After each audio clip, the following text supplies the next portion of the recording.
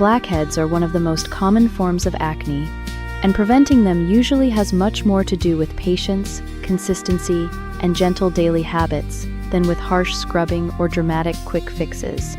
A blackhead forms when oil, dead skin cells, and debris collect inside a pore, and the surface of that clogged material is exposed to air, which makes it darken. So the main goal is to reduce buildup while keeping the skin barrier calm instead of irritated. A gentle routine is usually the most dependable routine. Wash your face with a mild cleanser and lukewarm water in the morning and again at night. And if you sweat heavily after exercise, yard work, or a long, humid day, it makes sense to cleanse afterward in a gentle way instead of letting sweat, oil, sunscreen, and residue sit on the skin for hours. What usually does not help is washing your face over and over throughout the day, rubbing hard with rough cloths, grinding gritty scrubs into the skin, or treating blackheads as if they were dirt that can simply be polished away with force. Too much friction often leaves the skin red, tight, and irritated, while the clogged pores remain right where they were. It is also important not to squeeze, pinch, scrape, or try to dig out blackheads with fingernails or random tools at home, because that can increase inflammation and may leave marks or scars that last much longer than the original problem. Choose skincare, sunscreen, makeup, and hair products that are labeled non-comedogenic, oil-free, or water-based when possible, because heavier oily products can worsen congestion. If you use waxes, pomades, or rich leave-in hair products, try to keep them away from the forehead, temples, and sides of the face, because those areas often react badly to residue. Remove makeup completely before bed, change pillowcases and face towels regularly, and try not to spend the whole day pressing your cheek into your hand while reading, scrolling, or watching television. If your skin tolerates active ingredients, salicylic acid can help loosen dead skin and reduce pore buildup, and adapalene can also be useful because it helps prevent pores from clogging over time. But the wise approach is to start slowly, use one main active product at a time, and stay steady rather than trying several strong products in one impatient weekend. A lightweight moisturizer can still help even if your skin is oily, because irritated, dehydrated skin often becomes harder to manage, and sunscreen matters too, especially if you use exfoliating or retinoid-type products. So, finding a comfortable, lightweight sunscreen is worth the effort. Prevention is usually quiet and repetitive in the best possible way. Gentle cleansing, sensible products, patience, and resisting the urge to punish your face, because progress is slower than your mood. Improvement often takes time, so think of blackhead prevention as maintenance rather than battle. Keep expectations realistic, stay gentle, and remember that calmer skin usually comes from steady habits rather than dramatic effort. If your skin is easily irritated, less is often more.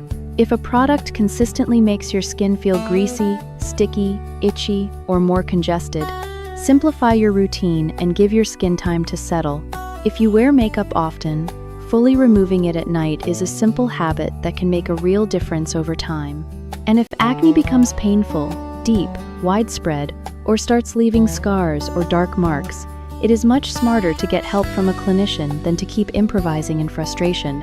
Now that the practical skin part is complete, let us leave the bathroom mirror behind and travel to a retirement community in the United States, where nobody cared much about clogged pores, but everybody cared passionately about crossword clues, peach cobbler, and whether a grown man over 78 should be allowed to wear white sneakers with black socks to a public event without a warning label.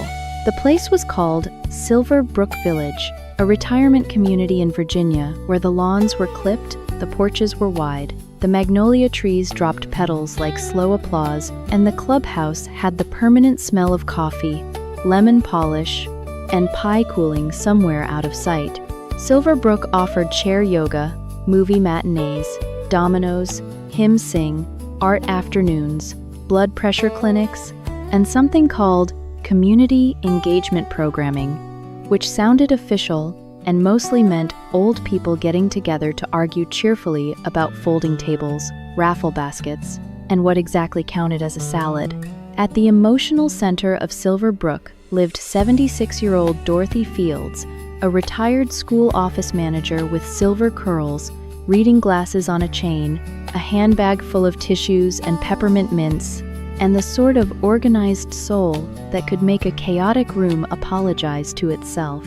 Dorothy's closest friend was Harold Keene, age 81, widower, former owner of a hardware store, lover of black coffee, local history, and any sentence that began with, "I'm not complaining," but even though what followed was always very much a complaint, Harold wore brimmed hats, sensible loafers, and the expression of a man who expected nonsense from the world, and therefore was rarely disappointed. Their usual circle included Loretta James, a former beauty salon owner with coral lipstick and enough bracelets to make every opinion sound decorated. Ben Parker, retired bookkeeper, expert at keeping score in games, nobody asked him to score. Mabel Sue Grayson, former church organist, queen of pound cake, and destroyer of weak small talk. Ollie Turner, who claimed not to like outings and attended all of them anyway. And Claire Simmons, the 33-year-old activities director who still believed typed schedules had a reasonable chance against human nature. One bright Saturday morning in October, Claire walked into the clubhouse holding a tablet and a stack of printed maps with the haunted expression of a woman who had just realized enthusiasm has legal consequences. Dorothy, who was setting out coffee cups for the weekly social, took one look and said, "What have you agreed to?" Claire sighed. "I thought I signed us up for a heritage walk." Harold lowered his newspaper. "That sentence has trapdoors in it." Claire put the maps on the table. Across the top, in festive lettering surrounded by cartoon acorns, the page read, "Welcome, Silver Brook Senior Hunt Team, to the Downtown Autumn Scavenger Challenge." There was a silence. Then Loretta said, with terrible delight, "A scavenger hunt." Claire nodded miserably. The town sent a message about participating in a community history event. I thought it meant a guided walk through the old district. I clicked yes. Apparently, it means a competitive scavenger hunt with clues, checkpoints, a team captain, and live score updates on the town square board. Harold stared at the page. "You have entered a busload of retirees into public athletic whimsy." "It is not athletic," Claire said quickly. "The email says, 'Walk at your own pace,'" Harold grunted. That phrase has injured many people. Dorothy picked up the packet and skimmed. The teams had to solve historical clues, find landmarks, answer questions, collect tokens from local shops, and return by 4 o'clock. The winners received a trophy, a restaurant gift card, and, worst of all, public recognition from the mayor. "Can we withdraw?" Dorothy asked. Claire winced. The town page already posted that Silverbrook Village was returning this year. "Returning?" Ben said. "We have never done this before." Apparently another retirement home called Silverbrook Manor participated last year, and the coordinator assumed we were the same group, Claire said. Loretta pressed one hand dramatically to her chest. "So, not only are we in a scavenger hunt, we are carrying the reputation of strangers." That, oddly enough, changed the room. Nobody at Silverbrook particularly wanted to go sprinting through downtown for civic entertainment, but the thought of being mistaken for another retirement community and then backing out of a public event sat badly with them in a specifically older people way. "Well," Harold said slowly, "we're not letting some Silverbrook Manor crowd think they're better than us. We don't know that they think that," Dorothy replied. "They would if they heard we quit," Harold said. That settled it in the only way a room full of seniors can be settled, by pride disguised as principle. By 10 o'clock, Silverbrook Village had transformed from ordinary Saturday coffee hour into a planning meeting for accidental competition. Dorothy became captain because everybody knew she would keep the team from wandering into decorative dead ends. Harold handled maps because he distrusted optimism and liked knowing where alleys ended. Ben took score sheets and 3 pens. Loretta declared herself morale and visual alertness, which apparently meant she would notice things, encourage people, and wear a bright yellow scarf so no one lost her in public. Mabel Sue packed cookies for blood sugar and diplomacy. Ollie insisted he was not joining the main team, and then quietly slipped a bottle of water and a notebook into his pocket.